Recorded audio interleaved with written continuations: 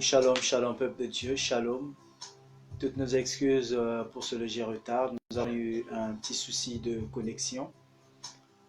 Alors, vous savez que nous sommes sur Wi-Fi, donc avec des petits problèmes d'électricité. Le plus souvent, on a quelques difficultés. Et par la grâce de Dieu, nous sommes là. Alors, bien aimé, que Dieu vous bénisse, vous qui suivez ce direct.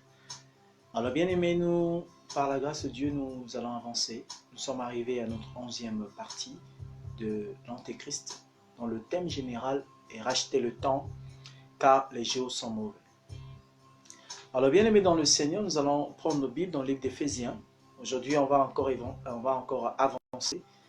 On va avancer, et le Seigneur va nous guider. Alors, dans le livre d'Éphésiens, Éphésiens chapitre 6, Éphésiens chapitre 5, Éphésiens, Philippiens, Colossiens, Éphésiens chapitre 5, le verset 16. Éphésiens chapitre 5, le verset 16. La Bible dit « Rachetez le temps car les jours sont mauvais ». Rachetez le temps car les jours sont mauvais. Rachetez le temps car les jours sont mauvais. Et la Bible ajoute ceci dans le livre de Timothée chapitre 3, versets 1 à 9. L'apôtre Paul, par la grâce de Dieu, après que, vous savez que c'est lui l'auteur de l'église d'abord d'Éphèse, et aussi c'est lui l'auteur du livre d'Éphésiens, c'est lui aussi l'auteur de la lettre de Timothée. Et par la grâce de Dieu, Dieu l'inspira, ce qu'il devait écrire à Timothée pour lui annoncer les choses lorsque le trouble, le chaos, lorsque le pire va arriver, afin que Timothée sache d'avance ce qui va s'apprêter à vivre, afin que cela ne l'empêche pas de réussir sa mission et que cela ne le chavire pas, qu'aucune chose ne l'égare, en dehors qu'il ne soit pas égaré, et que aussi que ceux qui sont avec lui soient également avertis afin de pouvoir réussir à surmonter, moi je peux appeler ça comme une victoire, à vaincre la période qui va arriver et qui va les conduire tous. Que eux tous, ils vont subir les mêmes choses. Alors l'apôtre Paul écrivit à Timothée, il écrit à Timothée dans 2 Timothée chapitre 3. 2 Timothée chapitre 3, le verset 1, je vais lire rapidement jusqu'au verset 9, mais je vais revenir sur ce qu'on avait parlé. 2 Timothée chapitre 3, verset 1 à 9. La Bible dit ceci: sache que dans les derniers jours, il y aura des temps difficiles. Car les hommes seront égoïstes, amis de l'argent, fanfarons, hautains, blasphémateurs, rebelles à leurs parents, ingrats, irréligieux, insensibles, déloyaux, calomniateurs, intempérants, cruels, ennemis des gens de bien, traîtres, emportés, enflés d'orgueil, aimant le plaisir plus que Dieu, ayant l'apparence de la piété, mais reniant ceux qui ont fait la force. Éloigne-toi de ces hommes-là.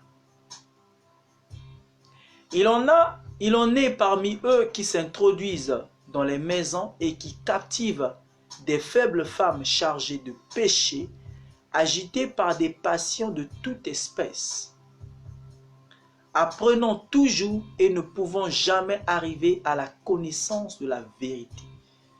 De même que Jannes et Jambres s'opposèrent à Moïse, de même ces hommes s'opposent à la vérité, étant corrompus d'entendement, réprouvés en ce qui concerne la foi. Mais ils ne feront pas de plus grands progrès, car leur folie sera manifeste pour tous, comme le fut celle de ces deux hommes. C'est pour ça que la Bible dit, rachetez le temps, car les jours sont mauvais. Et vous allez voir que lorsque l'apôtre écrit à Timothée, il ne dit pas ce qui va se passer à l'extérieur. Non.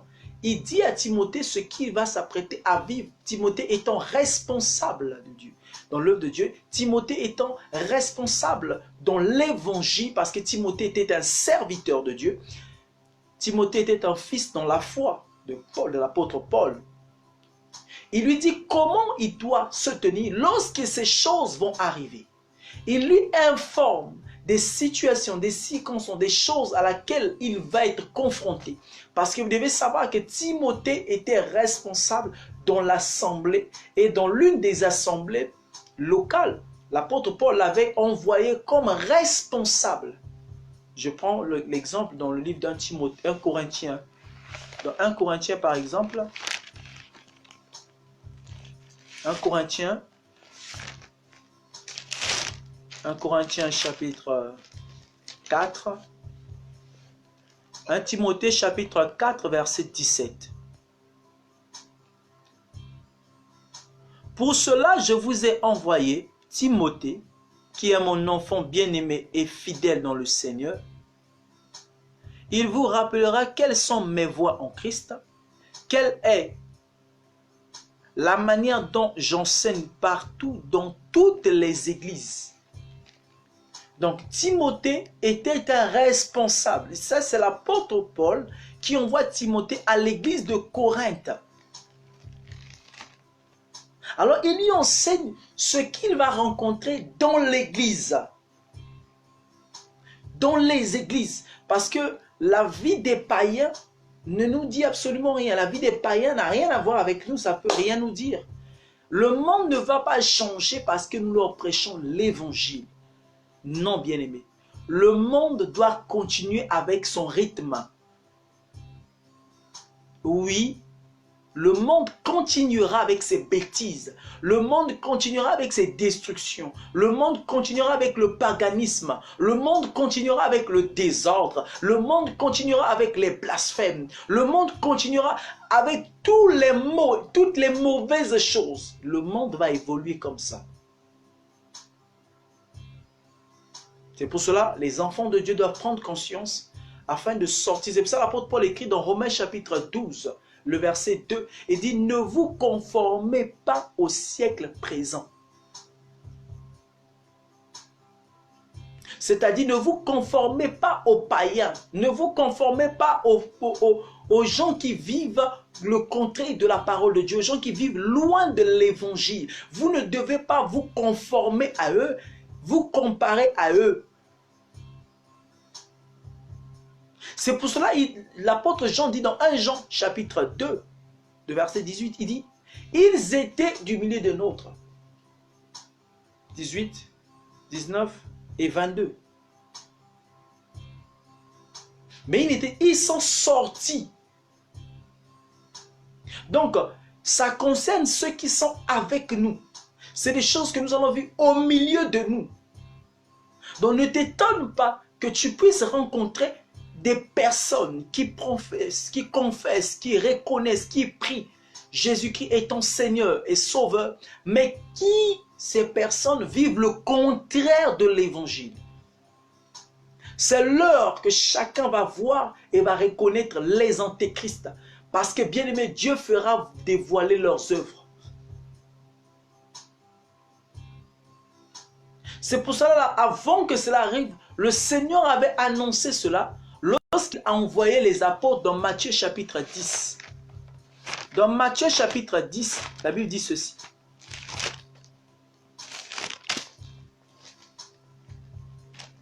Matthieu chapitre 10, verset 16 jusqu'au verset 23. Voici, je vous envoie comme des brebis au milieu des loups. Soyez donc prudents comme les serpents et simples comme les colombes.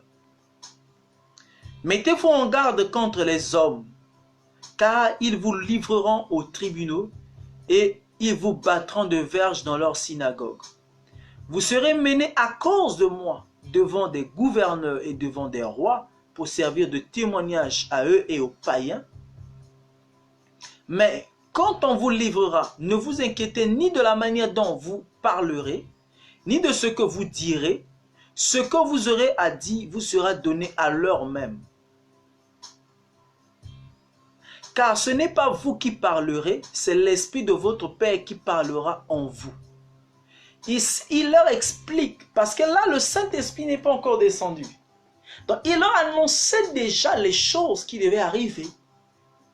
Mais ça va arriver au moment où l'Église est sur terre, parce que là, il parle de l'Esprit de votre Père sera en vous, parce que l'Église est dirigée par le Saint-Esprit, par l'Esprit du Père. C'est cet esprit qui dirige l'Église. Donc ces choses vont arriver pendant que l'Église est sur terre, pendant que l'Église se prépare à la rencontre de l'époux, pendant que l'Église est dans l'adoration, pendant que l'Église vit la pleine puissance et croissance, ces choses vont se passer. C'est pour cela que nous constatons et nous voyons aujourd'hui les empoisonnements dans le milieu évangélique. Nous voyons la conspiration. Nous voyons comment beaucoup trahissent et poussent, font des montages pour détruire la vie des autres.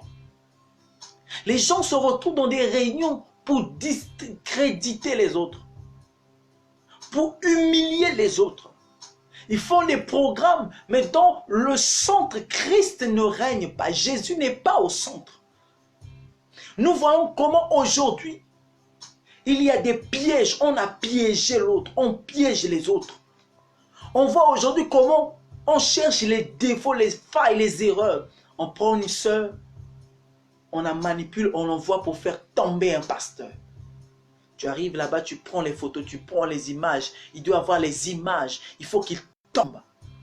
On doit le salir, on doit l'humilier. On prépare une sœur, on envoie pour séduire le pasteur, pour séduire l'homme de Dieu, pour séduire l'apôtre, pour séduire le prophète. Il doit tomber. Nous assistons aujourd'hui à des manipulations. Nous assistons aujourd'hui à des conspirations. Nous assistons aujourd'hui à des exploitations. Donc quand le Seigneur Jésus dit, il dit, ne vous inquiétez pas, l'Esprit c'est l'Esprit. Matthieu chapitre 10 verset 20. Car ce n'est pas vous qui parlerez, c'est l'Esprit de votre Père qui parlera en vous. Ça veut dire que ces persécutions, ces choses vont arriver pendant que l'Église est sur terre. C'est comme ça aujourd'hui, on assiste à des arrestations avec des preuves des pasteurs. Tu es même surpris. On a arrêté tel pasteur là-bas, le pasteur a fait telle chose. C'est des mensonges. Tout ça seulement parce que tu as vu le progrès dans l'autre. Et cela ça fait monter en toi la haine et la jalousie. Tu veux à tout prix qu'il tombe.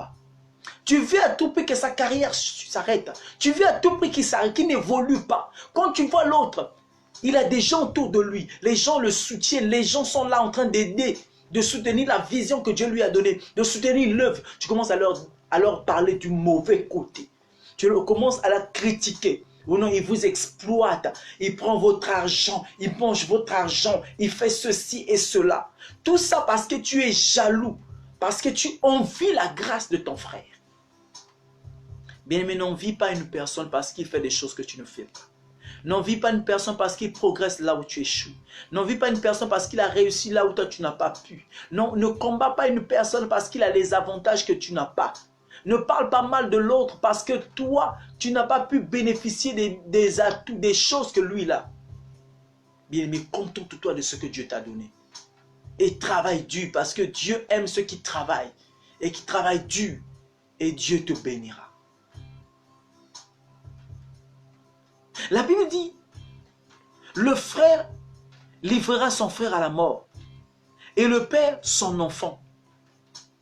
Les enfants se soulèveront contre les parents et les feront mourir. C'est ce que nous vivons aujourd'hui, la rébellion. Nous vivons ça aujourd'hui. Comment les parents détruisent leurs enfants. Comment les parents sont en train de combattre leurs propres enfants. Tu es surpris. Oui, la Bible dit, ils étaient du milieu des nôtres. Ils étaient des nôtres, ils étaient au milieu de nous. Mais ils n'étaient pas des nôtres. Mais comment tu vas connaître l'antéchrist? C'est par ces signes-là, bien-aimés. C'est par ces signes que nous connaîtrons l'antéchrist et les antéchrists. Quand il dit le frère livrera son frère. Or, qui est celui qu'on appelle frère? Le frère, c'est celui que vous avez une même source, une même origine. Que ça soit biologique ou spirituel. Tu m'appelles frère, je t'appelle frère parce qu'on a un même père, un même conducteur. On a une même source. Je t'appelle sœur, tu appelles l'autre aussi sœur parce que vous avez une même source. On dit le frère livrera son frère à la mort. Ça veut dire à la place du frère, mais la sœur livrera la sœur à la mort. Sa sœur.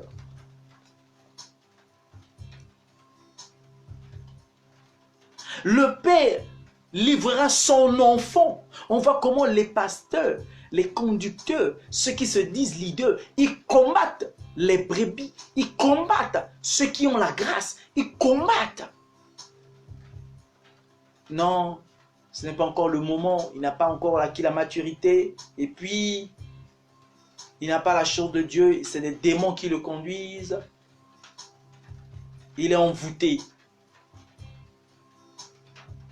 On commence à combattre, on envoie des choses, on cherche des failles, et on t'humilie en public. Tout ça dans le but de freiner l'œuvre de Dieu, d'empêcher l'accomplissement de ce que Dieu a dit sur ta vie. Oh Seigneur. Nous assistons aujourd'hui, bien-aimés, à cette guerre de génération entre les vieux et les jeunes et les vieux. Les vieux entre eux aussi, les jeunes aussi entre eux. Division. Il n'y a plus l'esprit d'humilité qui peut pousser les gens à s'humilier, à réparer, à demander pardon, à se réconcilier et à avancer. Bien aimé, là où il n'y a pas l'amour de Dieu, il n'y a pas Dieu. Et là où il n'y a pas Dieu, il y a les ténèbres. Là où il y a les ténèbres, il y a la contradiction, il y a des divisions, il y a les haines, il y a la jalousie, il y a toutes ces mauvaises choses que aujourd'hui nous constatons, nous voyons et nous rencontrons. C'est pour ça, bien-aimé, ça peut te paraître étrange ce que tu es en train de vivre, bien-aimé. Mais sache-le que c'est l'accomplissement de la parole de Dieu. La Bible ajoute encore ceci. Vous serez haïs de tous à cause de mon nom. Mais celui qui persévérera jusqu'à la fin sera sauvé. Quand on vous persécutera dans une ville, fuyez dans une autre. Je vous le dis en vérité. Vous n'aurez pas achevé de parcourir les villes d'Israël que le Fils de l'homme sera venu. Je vous le dis en vérité, nous sommes en train de vivre ces choses. Nous sommes en train de constater malheureusement comment les sœurs sont en train de combattre les autres sœurs. Et tout ça au nom du pasteur. Il a proposé aussi l'autre sœur, à la fois, excusez-moi le terme, il couche avec toi, à la fois il couche avec l'autre sœur. Tu es sa petite amie, ta fiancée. Il a aussi notre petite amie, il a fiancé. Tu es sa proposée, il t'a proposé. Il a aussi notre proposé qu'il a proposé. On voit les frères avec 3, 4, 10, 15, 20 proposés. Une sœur avec 30 engagements, 5 engagements, 10 engagements. Comment une seule personne peut s'engager avec plusieurs personnes?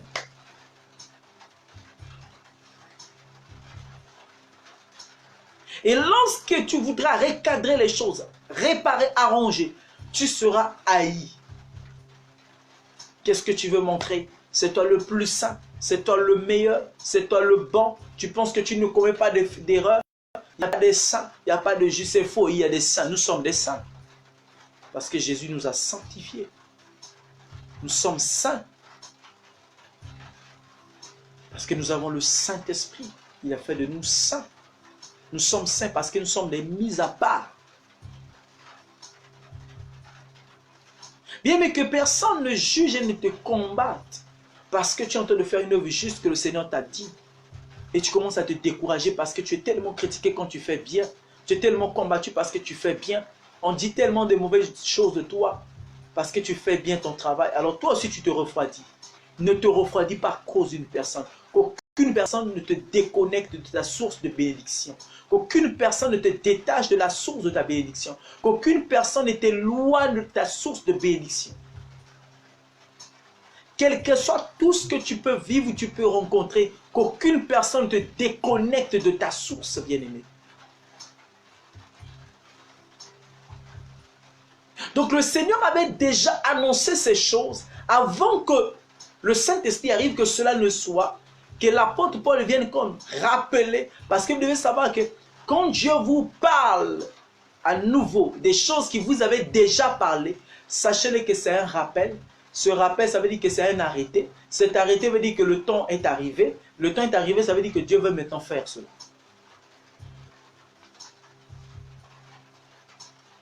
C'est pour cela, bien aimé, la parole de Dieu ne doit pas être avec intellectualisme, mais la parole de Dieu doit être regardée avec l'œil de l'esprit. C'est le Saint-Esprit qui doit t'ouvrir les yeux. C'est le Saint-Esprit qui doit t'emmener dans la profondeur de la parole de Dieu. Donc l'apôtre Paul il fait comme un rappel. Parce qu'un apôtre, c'est une sentinelle. Un homme de Dieu, un chrétien, une chrétienne est une sentinelle. Il est là pour veiller, pour surveiller, pour garder. Et pour donner l'alarme sur le temps, sur l'épreuve, sur les événements, sur ce qui arrive. Donc lorsque l'apôtre Paul écrivait à Timothée, il lui parle du comportement des chrétiens, pas du comportement du monde, parce que le monde a son comportement, sa vie. Eux, ils sont dans le péché, ils sont comme ça, c'est leur nature. Mais il leur parle du comportement que vont manifester ceux qui sont dans l'assemblée. Parce que les épîtres étaient destinés aux responsables des assemblées, aux assemblées de ces épîtres-là. Donc lui étant responsable dans l'assemblée, l'apôtre Paul lui écrit afin qu'il soit averti, informé, quand ces choses vont arriver, qu'il sache que nous sommes déjà à la fin. Qu'il sache que nous sommes dans les temps difficiles, nous sommes dans les mauvais temps, dans les mauvais jours. C'est pour ça, bien aimé, je vais dire à quelqu'un, le temps actuel, Dieu est en train de mettre à nu ce qui était caché. Il y a des gens qui avaient prêté serment, moi je ne vais jamais me détacher, moi je ne vais jamais m'éloigner. Mais aujourd'hui, il parjure, elle parjure. C'est beau de tenir des discours, mais est-ce que tu vas tenir ferme ce que toi tu avais pris comme engagement? Est-ce que tu vas respecter tes engagements jusqu'à la fin? Parce qu'il a bien dit, celui qui persévérera jusqu'à la fin sera sauvé. Ce n'est pas parce qu'on a commencé ensemble qu'on va terminer ensemble. Ah oui, le plus grand, c'est terminer. Parce que le commencement ne compte pas. La fin, c'est ce qui compte. La Bible dit, la fin d'une chose vaut mieux que son commencement. Car plusieurs des premiers seront les derniers, et plusieurs des derniers seront les premiers. Est-ce que tu peux maintenir ta course jusqu'à la fin? Parce que nous sommes dans la course. Est-ce que tu ne vas pas te fatiguer? Est-ce que tu ne vas pas abandonner? Est-ce que tu ne vas pas rebrousser chemin? Est-ce que tu ne vas pas critiquer? Donc l'apôtre Paul donne à l'apôtre Timothée, ou bien-aimé Timothée, les critères que lui, il va voir. Et quand il va voir, quand il verra cela, qu'il sache que là, nous sommes dans tel temps. Ah là, c'est déjà telle chose. Là, c'est tel événement. Donc nous sommes déjà à tel endroit. Nous sommes déjà en train de vivre telle chose. C'est comme ça, bien-aimé, qu'il faut faire attention, qu'il faut faire vraiment attention, toi, enfant de Dieu, qu'aucune chose ne t'ébranle, qu'aucune chose ne te distrait, qu'aucune personne ne puisse te distraire, qu'aucune personne ne te déconnecte, ne te détache. Bien-aimé, on peut prier ensemble. Quand déjà je constate que tes mobiles, tes intentions ne sont pas bonnes ou ne sont pas bons, les mobiles ne sont pas bons, je dois me séparer de toi. Même si tu me soutiens, tu m'aides, tu me fais comment? Parce que tu peux m'aider dans la chair, mais je peux perdre mon âme à cause de ça. La Bible dit, que sert-il à un homme de gagner le monde et de perdre son âme? Que donnerait un homme en échange de son âme? Marc chapitre 8, versets 36 à 37. Que donnerait un homme en échange de son âme? Rien, bien-aimé. Il n'y a rien que tu peux donner pour échanger ton âme. Il n'y en a pas. C'est pour cela, en tant qu'enfant de Dieu, veille sur ta vie. Veille, bien-aimé. S'il y a quelqu'un, tu vois, cette sœur, elle est bien. Elle te motive dans la vie de prière. Elle ajoute quelque chose dans ta foi. Elle t'encourage, elle te soutient. Vous priez ensemble. Et tu vis de l'avancement, des avancées. Tu es en train de progresser spirituellement. Attache-toi à cette personne. Mais si elle ne vient que pour se plaindre du comportement des autres, toujours à parler du nom des autres, toujours là à critiquer les autres, à injurier, à insulter, à se moquer, vous ne passez jamais des temps de méditation, jamais des temps de prière. Sépare-toi de cette personne. Ça, c'est l'heure de faire les tris des amis, les tris des personnes. On n'est plus amis avec tout le monde, on n'est plus à marcher ensemble, non. C'est le temps des tris. Donc de choisir les amis, de choisir les soeurs, de choisir les frères. C'est plus le temps d'embrasser tout le monde, non. C'est pour ça l'apôtre Jean dit, ils sont sortis du milieu de nous, mais ils n'étaient pas des nôtres. Donc ce sont des frères, ce sont des sœurs. L'antéchrist sortira dans la soie. L'antéchrist ne viendra pas de l'extérieur, l'antéchrist naîtra même là. Oui. L'antéchrist va sortir là, sera là avec nous. Il ne viendra pas de l'extérieur et s'introduire, non. Il sera là avec nous. Celui qui va s'introduire, c'est le faux prophète et les faux Christ. Lui, ils vont s'introduire. Eux, ils vont s'introduire. Mais l'antéchrist, il sera avec nous là.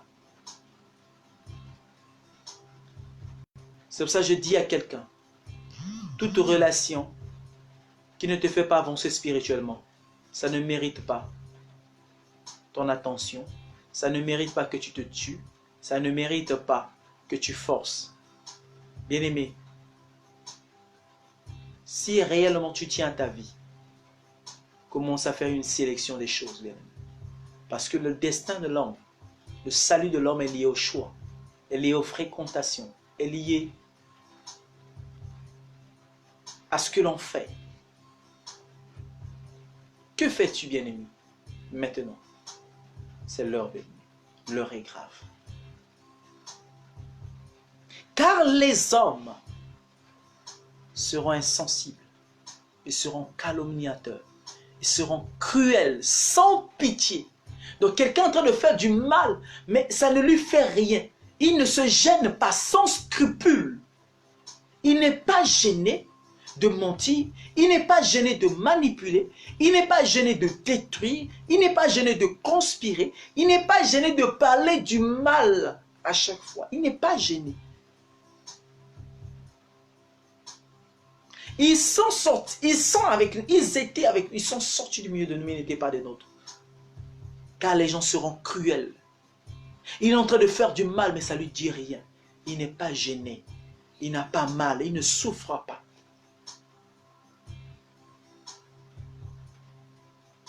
Les antéchrists. La Bible ajoute, car les gens seront ennemis des gens de bien.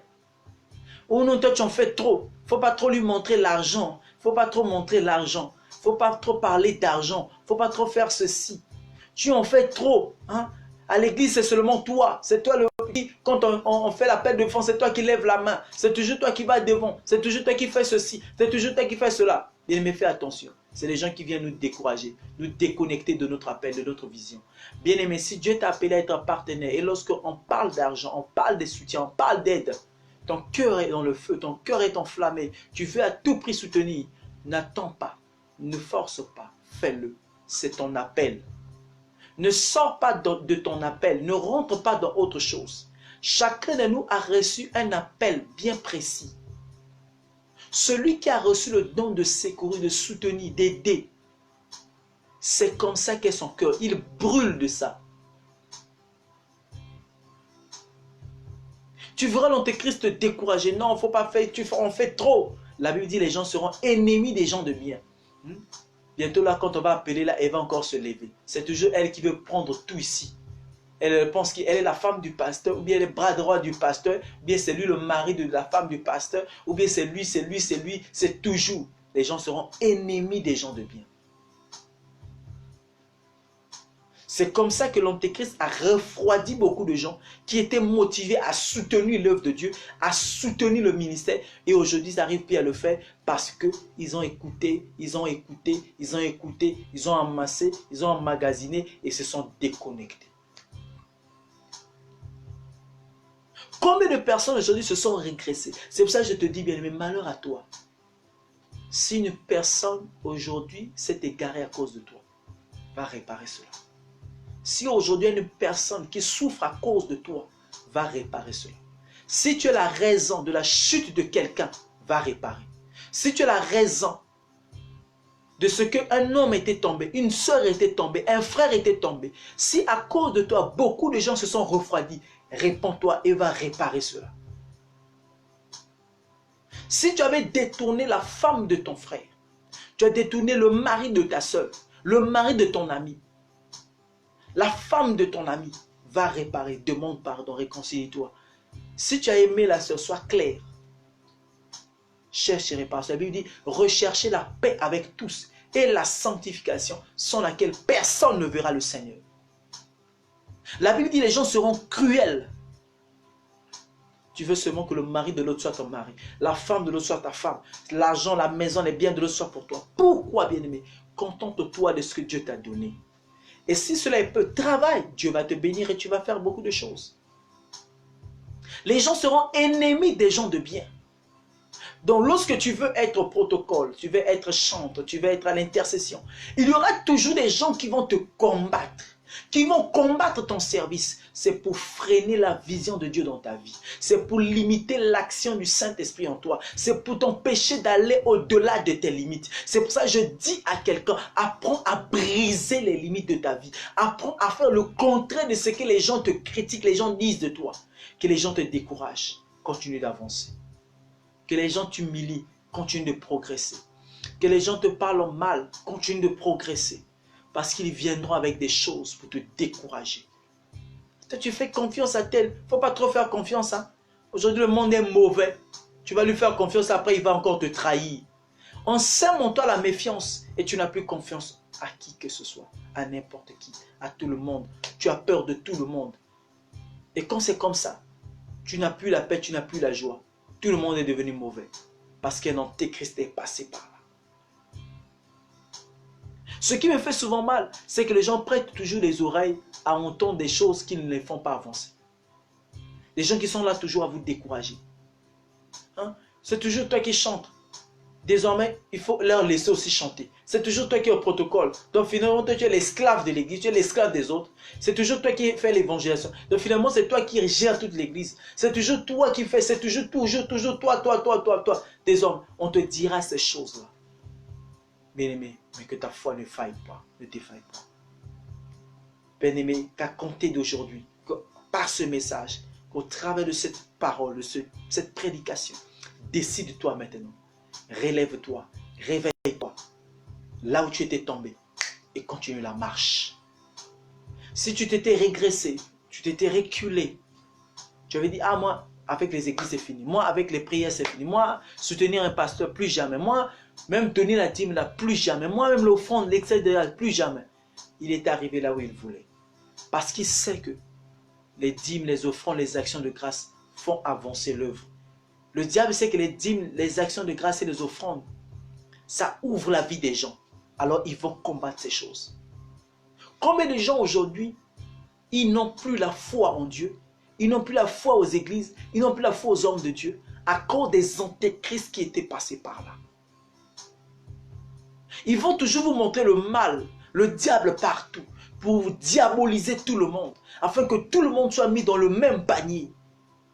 Parce qu'ils savent qu'aussi longtemps que vous croirez en Dieu, vous croirez au ministère de Dieu, ou vous croirez aux hommes de Dieu, vous serez sur le droit chemin. Parce que Dieu ne va pas vous enseigner la Bible seulement comme ça. Mais Dieu va passer par un homme. À moins que vous soyez mis à part un élu qui a été choisi pour transmettre un message de manière distincte. Parce que dans les voies de Dieu sont insondables.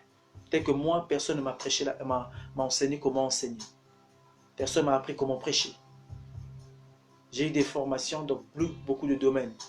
Mais j'ai eu la grâce de Dieu que le Seigneur Jésus vienne m'enseigner la Bible. ce qu'il m'a enseigné et ce que j'ai appris par la suite. Parce qu'après, il fallait que j'apprenne d'autres choses pour avancer avec le Seigneur. Dieu m'avait mis aux côtés des hommes qui devaient m'apprendre cela. Et avec les voyages, j'ai continué d'apprendre, j'ai continué d'ajouter dans ce que j'avais déjà eu comme connaissance afin que j'aille encore plus loin.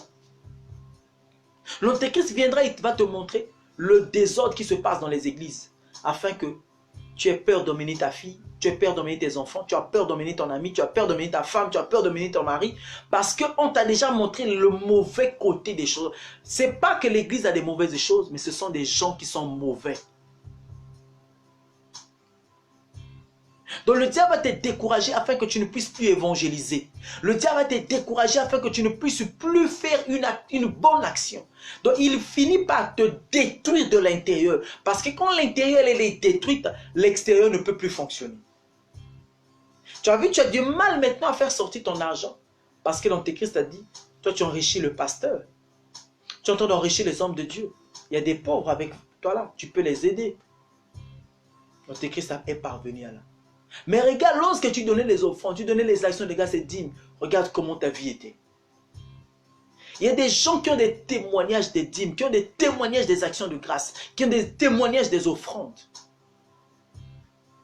Il y a des gens, on ne lui dit même pas de donner, parce qu'il est lui-même un témoignage. Il est témoin de ce qu'il fait. L'Antéchrist viendra, il détruira les choses, afin que lorsque on viendra avec des bonnes idées, tellement que tu es déjà déçu, tu es déjà brisé avec tout ce que tu as eu à rencontrer, tout ce que tu as eu à vivre. Tu n'auras plus la volonté ni la motivation, ni de jeûner, ni de prier, ni d'écouter la parole de Dieu, ni de suivre une prédication du début à la fin. Tu as même besoin que ça finisse déjà.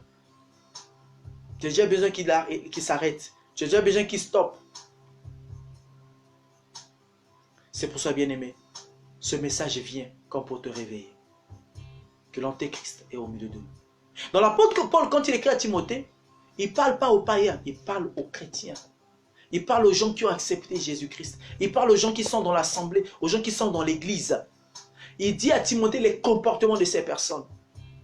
C'est pour ça, partout où on va freiner tes bonnes actions, continue de faire. Parce que Dieu te bénit en fonction de ces choses. Toi-même, tu connais ce que Dieu fait dans ta vie lorsque tu le fais. Tu trouves ta joie, tu trouves ton bonheur, ton plaisir. Tu as plus de plaisir à le faire, plus de joie, de bonheur. Mais pourquoi tu veux arrêter cela? Et lorsque tu le fais, il y a des choses qui s'ouvrent dans ta vie, il y a des choses, Dieu te fait des choses extraordinaires. Tu es un témoin, tu as des témoignages de ces choses-là. Mais pourquoi tu arrêtes, bien-aimé? La Bible dit, qui a arrêté ta course? Qui t'a empêché de prier? Qui t'a empêché de jeûner? Qui t'a empêché de servir? Car les gens seront ennemis des gens de bien. Car les gens seront traîtres. Tu t'es confié à lui. Et voilà qu'il prend ton secret, il commence à dire.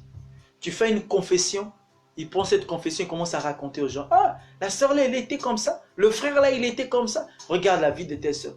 Tu es leader, tu es responsable. Tu es frère, tu es sœur. Bien-aimés, ça, ce sont des signes, bien-aimés. Car les gens seront traîtres. Des traîtres. Vous êtes accordés. Bon, vous ne savez pas que parmi vous, il y a quelqu'un qui ramène tout ce que vous dites. Mais qui c'est ça? Tu as confiance à tel. L'autre a dit, oh non, mais qui a pu le dire? Qui a pu le lui dire? Or, au milieu de vous, il y a un traître. Or, dans ta maison, il y a un traître. Or, dans l'assemblée, il y a des traîtres.